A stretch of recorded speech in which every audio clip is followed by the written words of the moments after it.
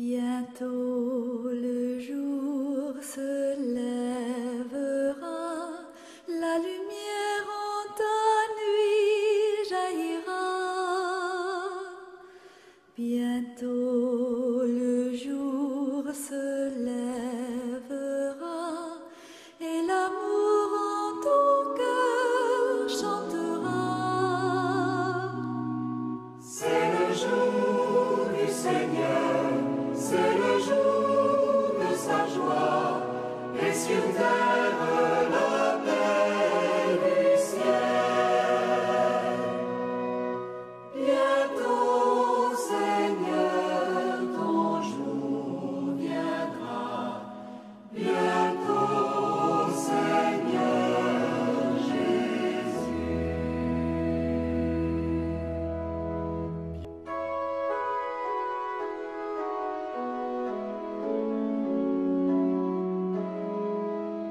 L'amour du Seigneur, sans fin je le chante. Ta fidélité, je l'annonce d'âge en âge. Je le dis, c'est un amour bâti pour toujours. Ta fidélité est plus stable que les cieux. Chers amis téléspectateurs, en ce 4e dimanche de l'Avent, à la veille de Noël, comment ne pas rendre grâce au Seigneur pour la joie qu'il nous donne de le célébrer. Que l'enfant Dieu qui vient naître parmi nous apporte grâce, paix et bénédiction. Bénis soyez-vous. Amen.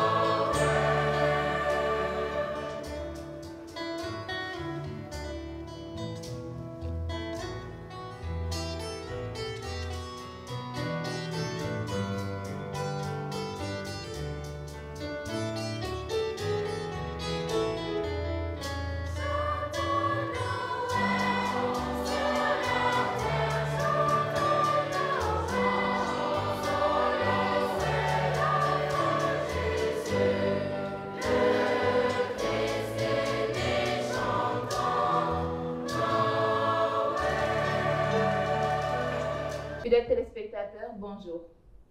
Comme chaque année, à l'occasion de la fête de Noël et du Nouvel An, l'archevêque de Dakar, Monseigneur Benjamin Ndiaye, livre son message aux fidèles.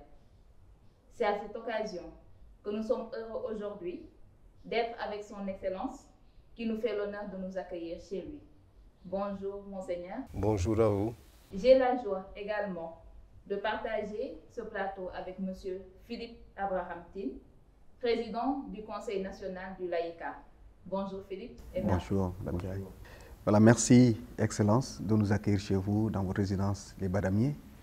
Et la première question, vous êtes l'archevêque métropolitain de Dakar, mais généralement, les gens disent que vous êtes le chef de l'Église du Sénégal. Qu'en est-il réellement? Alors ça, c'est certainement un raccourci que les gens utilisent, mais en stricte rigueur de terme, je suis archevêque de Dakar et je m'occupe de l'archidiocèse de Dakar, comme les autres évêques s'occupent des diocèses qui leur sont attribués. Il se trouve que c'est plusieurs diocèses qui forment ce qu'on appelle une province ecclésiastique. Et à la tête de la province ecclésiastique, celui qui a primauté d'honneur, parce qu'il est à la capitale, a le titre d'archevêque. C'est à ce titre-là que je suis appelé archevêque, mais je ne commande pas aux autres évêques qui prennent les décisions dans leur propre juridiction. Excellence, en cette fin d'année 2023, quelle lecture faites-vous de la vie de l'Église dans notre diocèse? La vie du diocèse est vraiment enthousiasmante. Je trouve que les chrétiens sont très mobilisés, avec des communautés ferventes et une volonté de témoigner de sa foi. Quand je visite les communautés, je suis vraiment édifié par la vivacité, la ferveur des fidèles. Il s'y ajoute qu'il y a une grande demande pour avoir des lieux de culte, parce que malheureusement, nos possibilités économiques ne permettent pas de répondre aux besoins d'avoir des lieux de culte. Quand je pense à la banlieue de Dakar, nous devons construire beaucoup d'églises. Au fond, il y a une vingtaine d'églises qu'il faudrait pouvoir construire dans le diocèse aujourd'hui pour pouvoir répondre à la demande. Mais ce qui est le plus beau, parce que c'est nous qui formons l'église, et c'est nous qui donnons notre nom au lieu où nous nous rassemblons, mais c'est nous-mêmes l'église. Et donc cette église, elle est belle, elle est vivante, elle doit, à mon avis, davantage quand même, traduire sa vigueur interne en engagement externe dans la société. Je pense que les chrétiens sont encore trop rangés et pas suffisamment visibles et audibles dans la communauté nationale. Excellence, est-ce que cette situation notée ici à Dakar est particulière à votre archidiocèse ou bien elle peut se noter un peu partout dans les 7 diocèses du Sénégal? Elle peut se noter dans les autres diocèses parce que vous savez, Dakar, c'est le lieu où tout le monde arrive. Et en fait, dans la réalité, beaucoup de gens qui sont à Dakar sont ressortissants de différents diocèses. Et donc, ils sont aussi porteurs de la vie qu'il y a dans les autres diocèses. Et c'est vrai que la chose est plus sensible à Dakar puisque c'est là qu'on a l'administration centrale. Et on aimerait que les compétences dont sont pourvus les catholiques soient davantage valorisées dans la gestion nationale. Mais cela suppose évidemment qu'on sorte un peu de nos ornières et puis qu'on ose s'engager politiquement, socialement, commercialement, etc. Je suis étonné de voir qu'il y a très peu de catholiques qui sont dans le volet commercial. Pourquoi ? Ne parlons pas du politique. Aujourd'hui encore, il faut se féliciter de ce que dans les conseils municipaux, etc., il y a de plus en plus de chrétiens. Mais quand même, n'oublions pas que le premier président du Sénégal a été un catholique. Il nous a donné de l'exemple qu'on peut être catholique et diriger un pays musulman.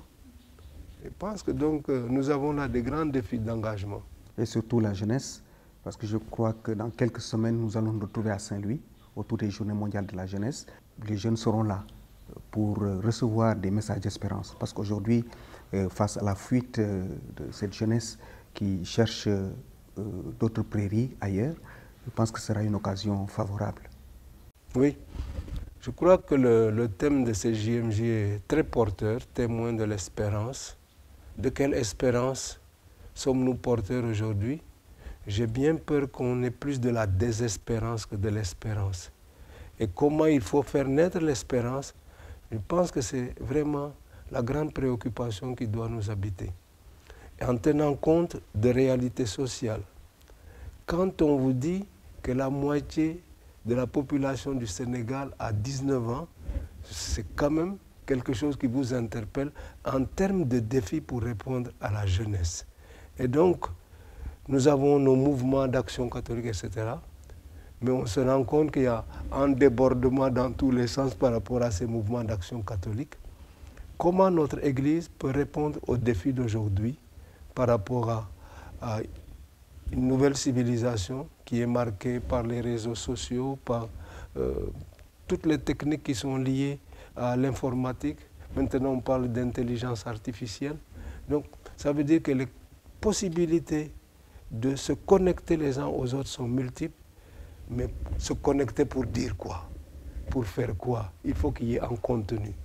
Et ce contenu-là, ça ne s'invente pas. Ça se prend d'abord dans l'éducation familiale. Ça se prend ensuite dans l'éducation à l'école, au lycée, à l'université, et puis dans la société. Si on veut court-circuiter ces créneaux-là, on va droit dans le mur. Il faut donc qu'on accepte de se former et d'apprendre. Trop vite, on croit que parce qu'on sait manipuler un téléphone qu'on a appris. Mais ce qui entre par ici sort de l'autre côté et il ne reste rien. Une autre question concernant l'Église du Sénégal aussi. Nous savons qu'il y a au moins 2 diocèses qui attendent leur pasteur, leur évêque. Quelle est la parole d'espérance que vous pouvez adresser à ce peuple chrétien du Sénégal? Je salue d'abord la communion dans la prière pour demander au Seigneur la grâce d'un pasteur. Un pasteur est nommé à la suite dans tout un processus dans lequel est engagé le nonce apostolique au nom du pape.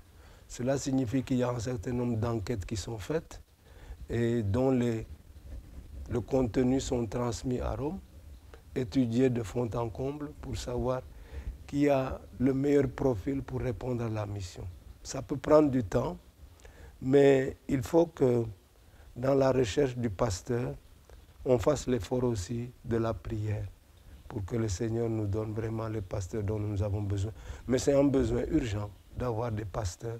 Parce que je crois qu'au-delà même de trouver des évêques pour les 2 diocèses, Saint-Louis et Ziguinchor, je crois que même il faudrait créer de nouveaux diocèses dans le pays pour permettre à l'évangélisation de toucher encore davantage les populations. Parce que la demande est là, elle est forte même. Et plus on pratiquera une pastorale de proximité, plus on sera à même d'avoir des chrétientés fortes et des chrétientés engagées et visibles. Mais en attendant d'avoir d'autres diocèses, nous avons d'autres opportunités.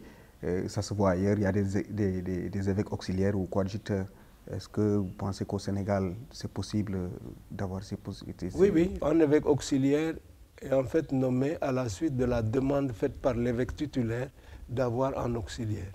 Nous avons, nous, à Dakar, engagé un processus qui concernait non seulement la division du diocèse, mais en même temps la nomination d'un évêque auxiliaire.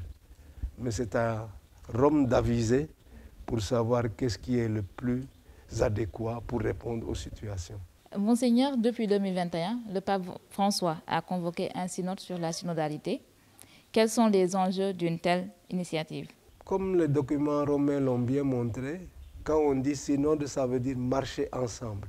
Cette marche commune, le pape a même dit dans son document initial que Église et synode sont des mots synonymes.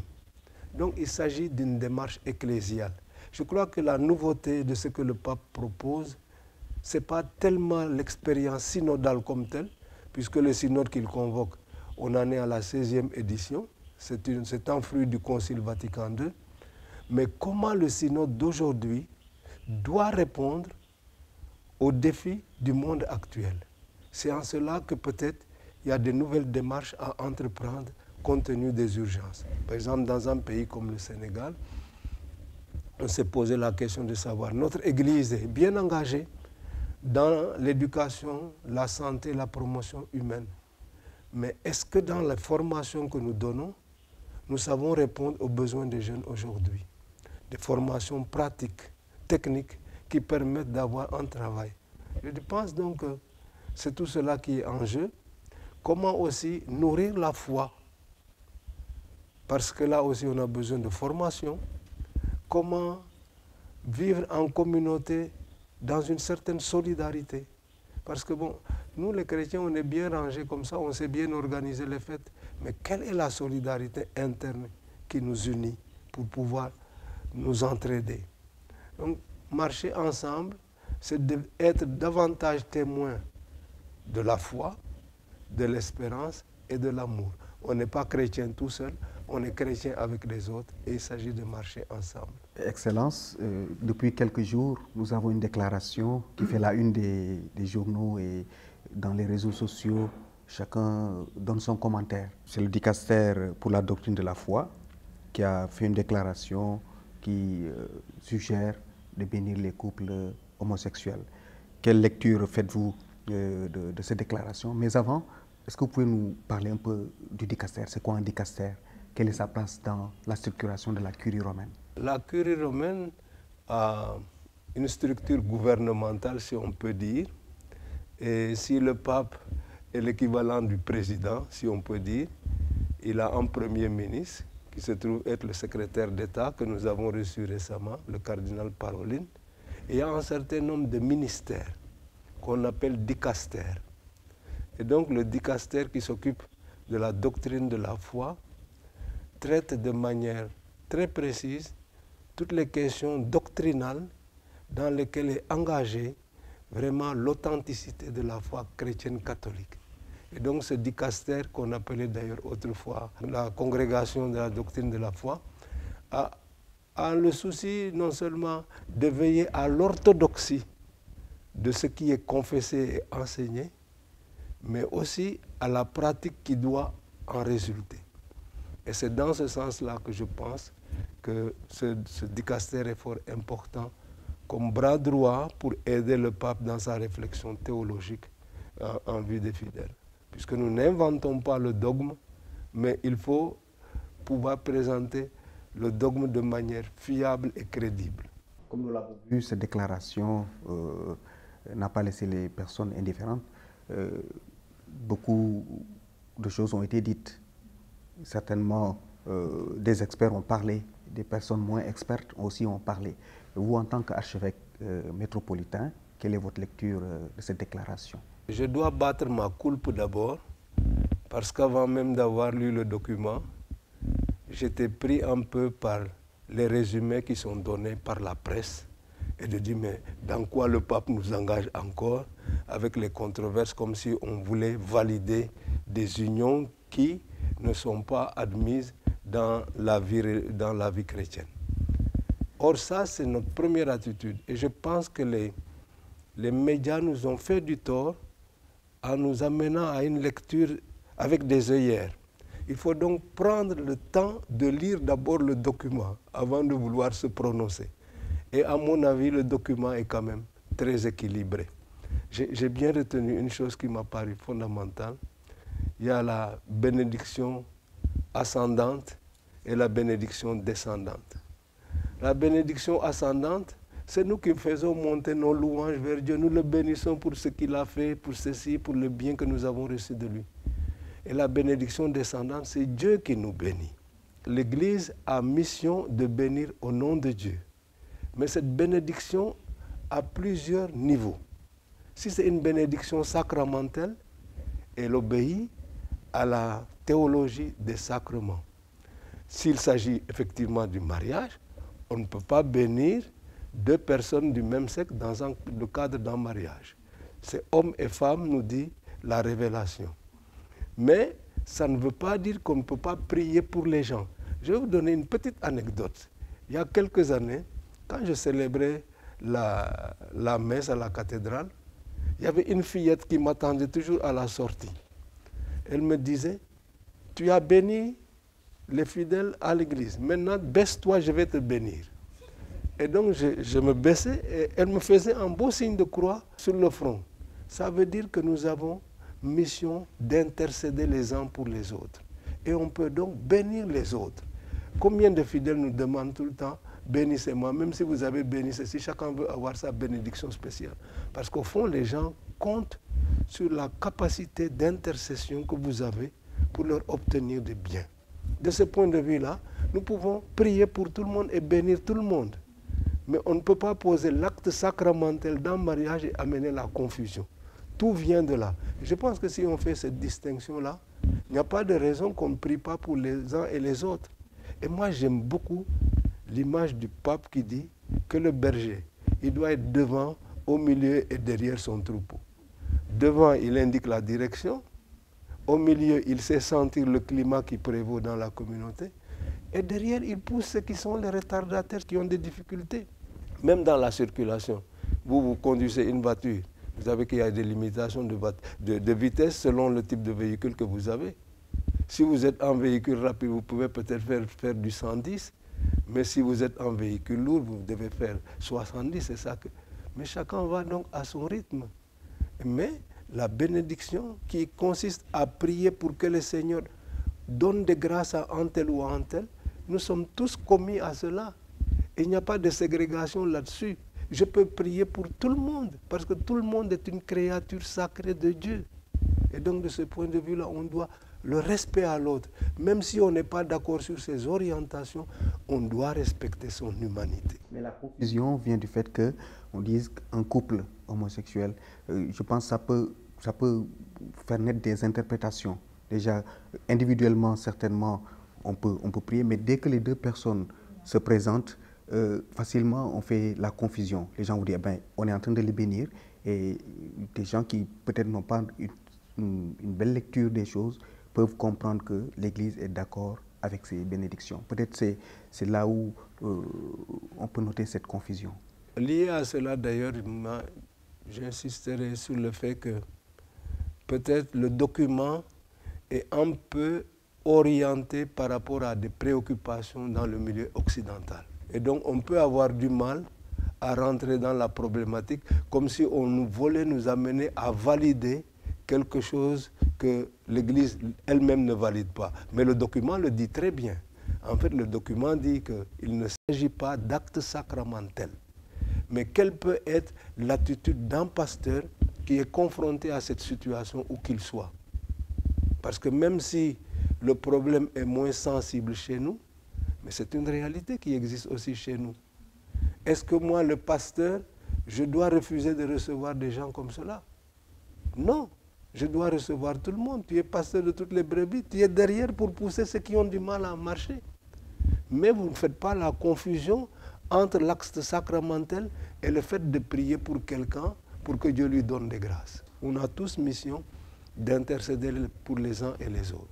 Devrons-nous attendre une déclaration ou une position de l'Église du Sénégal, parce que le président du CHEAM a demandé à toutes les conférences épiscopales de faire parvenir leur position.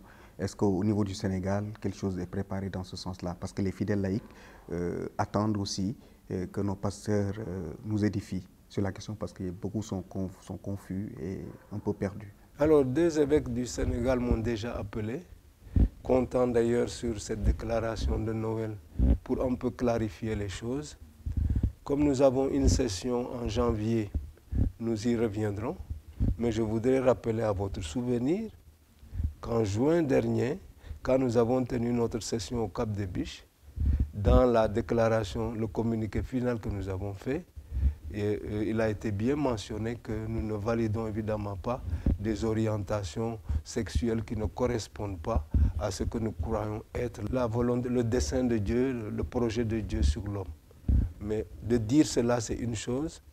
De rencontrer les personnes avec ce qu'elles vivent me paraît aussi important. Personne n'a le droit, au nom de sa foi, d'aller tuer l'autre parce qu'il ne partage pas votre orientation. Il faut respecter les gens dans leur point de vue. Ça ne veut pas dire que vous validez leurs options, mais vous leur devez respect. Je pense que ça, c'est très important. Oui. Mais qu'il n'y ait pas de confusion pour nous, nous ne validons pas cela. Et le document est très clair là-dessus. Moi, j'invite les gens à lire d'abord le document, à ne pas se contenter de lire des petites dépêches ou des petites analyses sentimentales qu'on trouve sur le net à travers les réseaux sociaux. Non, si vous voulez vraiment répondre, prenez le temps de lire le texte jusqu'au bout. Et de façon précise, si vous aviez un conseil à donner aux fidèles laïcs, aux prêtres, aux religieux, face à ces situations de confusion, quelle serait? La première chose, prendre connaissance du document. Deuxièmement, vraiment prier pour que le Seigneur nous éclaire dans ce que nous pouvons dire et faire. Parce qu'il ne s'agit pas de susciter un esprit de croisade contre qui que ce soit. On n'a pas le droit. Même si la personne ne partage pas vos valeurs, vous n'avez pas le droit de lui en vouloir pour cela. Vous devez la respecter dans ce qu'elle pense être son option. Mais nous savons par notre foi ce que nous devons croire et faire. Et nous allons dans ce sens. J'avais un jour demandé, quelqu'un m'avait dit, mais l'Église est un peu sévère, les divorcés et mariés qui ne peuvent pas se communier, etc. Bon, j'ai dit oui, mais j'ai pris l'histoire de la voiture. Les voitures ont des limitations de vitesse selon la catégorie à laquelle ils appartiennent. Mais en définitive, on va tous dans la même direction. Et je pense que ça, c'est très important. Alors chacun y va à son rythme, avec ses casseroles, avec ses difficultés. Mais bon, chacun a ses problèmes. Hein.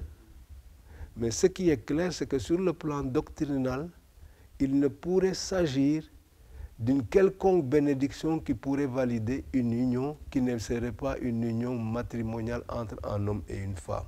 C'est ce que l'Église dit de manière claire. Pour revenir au contexte de Noël, on ne peut pas parler de Noël sans parler de famille. Aujourd'hui, quels sont les appels et les attentes de cette famille au niveau diocésain? Vous voyez, nous sommes en cette période de décembre-janvier, dans une période très favorable au mariage. Des nouvelles familles qui se fondent. Mais de grâce, on ne fonde pas une famille aujourd'hui pour la détruire demain. Il faut que le mariage soit préparé sur des bases solides. J'ai tenu à envoyer un prêtre faire une formation dans l'Institut Jean-Paul II de la famille au Bénin. Il a tellement bien réussi ses études qu'on l'a envoyé faire après le doctorat à Rome. Et il est en train de s'affairer de 1001 façons pour vraiment organiser de manière plus efficiente la pastorale familiale. Moi, je plaide beaucoup pour que les couples qui le peuvent entrent même dans des groupes de spiritualité conjugale. On parle beaucoup des équipes Notre-Dame, on a connu les imitateurs de la Sainte Famille, ou bien dans d'autres mouvements. Je vois la Légion de Marie, etc. Donc, il faut nourrir sa foi. Donc, de ce point de vue-là, qu'on ne se marie pas sur la base matérialiste. Ce n'est pas parce que quelqu'un a un bon travail ou quelqu'un a un bon travail que ça va faire un bon mari ou une bonne épouse. On se marie parce qu'on s'aime et sur la base de cet amour-là, avec sa foi, on chemine avec le Seigneur. Et on reçoit le sacrement, on se donne le sacrement du mariage qui est à l'image de l'alliance que Dieu a conclue avec son peuple. Vous serez mon peuple et moi je serai votre Dieu. Et comme Dieu ne se dédie pas, l'amour de Dieu est éternel. Et c'est pour cela que ceux qui se marient se donnent aussi l'engagement de se respecter l'un l'autre jusqu'à la mort. Alors, ne mettons pas en avant les questions matérielles. Est-ce qu'il a une bonne place pour être un bon époux? Est-ce qu'il a une bonne place? Mais est-ce qu'on s'aime vraiment? Est-ce qu'on partage des valeurs qui peuvent faire qu'on peut vivre demain ensemble? Accepter dans notre famille le don de la vie humaine, accompagner les enfants à naître, les éduquer chrétiennement, socialement, citoyennement. C'est une très belle mission, la famille. Et sans famille, il n'y a pas d'église. Hein. C'est la première église domestique, comme on dit. Et donc, si on veut des prêtres, des frères, etc., il faut d'abord qu'il y ait de bons papas et de bonnes mamans de famille. Et parlant même de ce peuple, considérant les événements divers dans notre société, surtout en cette période où nous nous dirigeons vers des échéances électorales, quelle lecture faites-vous des appels du peuple et de la nation? Nous allons vers des échéances électorales. C'est le peuple qui est souverain, qui va décider qui il choisit pour le diriger. Ça va se faire selon les règles de la démocratie. Ce qui est souhaitable, c'est que tout se passe selon les règles et les normes, d'une part. D'autre part, que ce que l'on va dire et faire puisse contribuer à bâtir bâtir notre pays, à renforcer son unité plutôt qu'à détruire ce pays. Il y a donc une responsabilité par rapport au discours qu'on va tenir, par rapport aux gestes que l'on va poser et par rapport à la morale que l'on veut inculquer aux autres. C'est donc une mission que de vouloir servir son pays. Et c'est une belle mission. Mais si on pense que la conquête du pouvoir, c'est le plus court moyen de s'enrichir, en ne pensant qu'à soi, on a tout faux. Celui qui s'engage dans la politique doit savoir qu'il s'engage au service de la cité.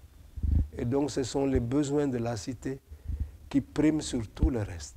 Alors moi je souhaite honnêtement que nous ayons une campagne électorale civilisée, qu'on puisse parler et agir sans passion, qu'on puisse même avoir des débats contradictoires entre des candidats pour permettre d'éclairer davantage la lanterne des citoyens. Quelle analyse vous faites de la situation? Moi, je peux vous dire à la position que j'occupe, que je reçois des candidats, j'en ai reçu déjà une dizaine, et je suis vraiment édifié par ce qu'ils peuvent me dire, comme ça, de manière un peu secrète. Ils ont des analyses des situations, ils ont des propositions. Demain, sur le champ de la campagne, de grâce, sachons raison garder. Cela me paraît très important. Et si on aspire à une fonction de leader, il faut déjà qu'on montre à travers ces agissements qu'on peut être meneur d'hommes et donc éducateur d'hommes. Mais si on est le premier à injurier, à faire de la violence, à ne pas respecter les institutions, je ne sais pas comment on peut prétendre diriger un pays avec une morale citoyenne. Cela nous amène à parler de justice et de paix. Nous savons que Noël nous permet d'accueillir le prince de la paix. Aujourd'hui, quand on regarde la situation mondiale, le pape a dit que c'est une guerre mondiale en morceaux. Palestine, Israël, Hamas, Ukraine, Russie. Je pense qu'il y a des mots d'espérance à porter face à cette situation. Oui, des mots d'espérance qui supposent, je crois, un examen de conscience. Et cet examen de conscience doit nous amener à savoir qu'est-ce que nous cherchons. Quel est le but de notre vie? Vous voyez ce qui vient de se passer à Abu Dhabi. On a conscience que le réchauffement climatique est en train de menacer dangereusement notre planète. Mais l'intérêt des peuples, des pays, des groupes prime encore sur l'intérêt général. Et personne ne veut être évidemment celui qu'on va sacrifier à l'autel. Il faut donc arriver à des solutions de consensus pour pouvoir avancer. Il y a donc à combattre l'égoïsme de l'homme.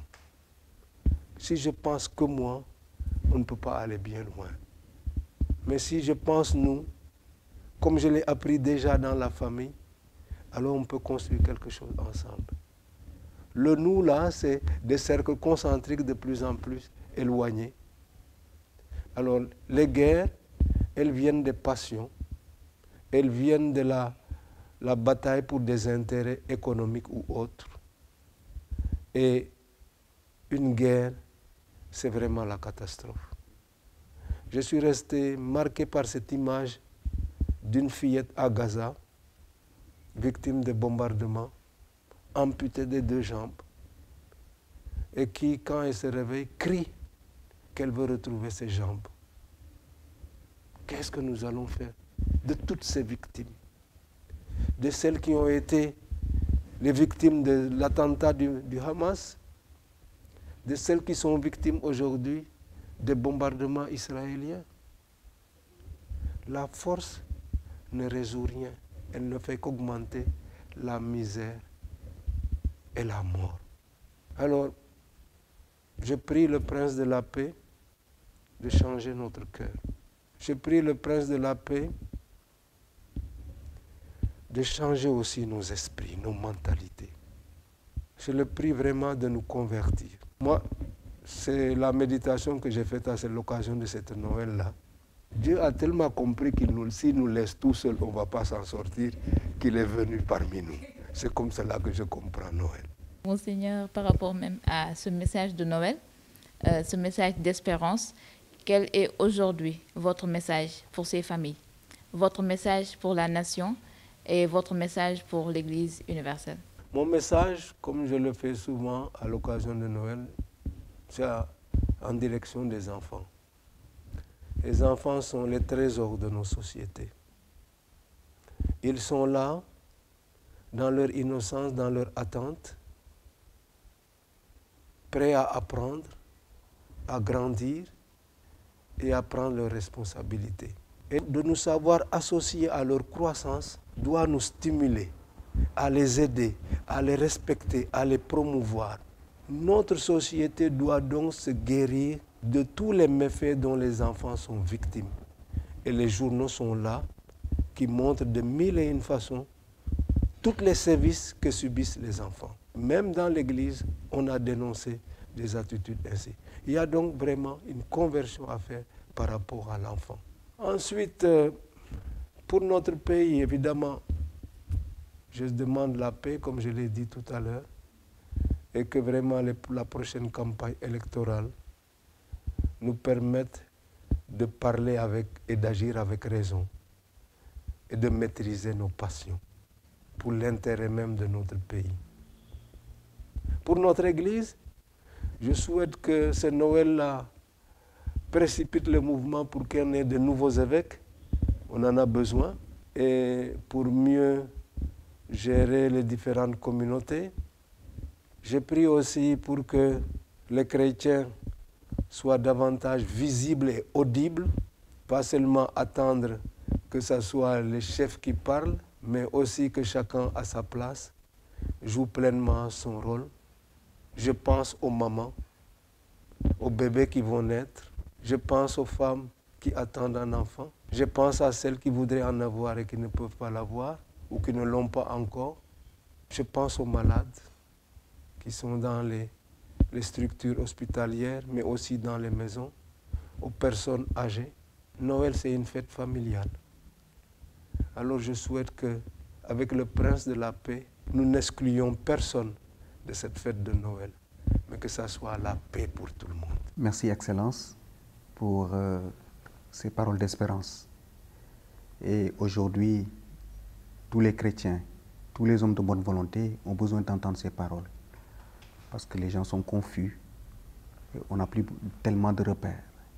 Et le repère que nous propose Noël, c'est Jésus, cette étoile qui arrive. Et ça me fait penser à un chant. Ce chant dit « C'est Noël chaque fois qu'on essuie une larme dans les yeux d'un enfant. C'est Noël chaque fois qu'on dépose les armes, chaque fois qu'on s'entend. C'est Noël chaque fois qu'on arrête une guerre et qu'on ouvre les mains. C'est Noël chaque fois qu'on force la misère à reculer plus loin. C'est Noël sur la terre chaque jour, car Noël, ô mon frère, c'est l'amour. C'est Noël quand nos cœurs, oubliant les offenses, sont vraiment fraternels. C'est Noël quand enfin se lève l'espérance. Je pense que c'est le sens de votre message que vous avez lancé. Nous demandons au Prince de la paix de nous aider à bien vivre Noël et à l'accueillir dans nos cœurs. Amen. Merci beaucoup, Monseigneur. Merci beaucoup, Philippe. Fidèles téléspectateurs, c'était notre plateau spécial Message de Noël de cette année 2023 avec Monseigneur Benjamin Ndiaye, archevêque de Dakar, qui a livré également son message et son point de vue sur l'Église locale, mais également l'Église universelle. Joyeux Noël à tous et bonne et heureuse année.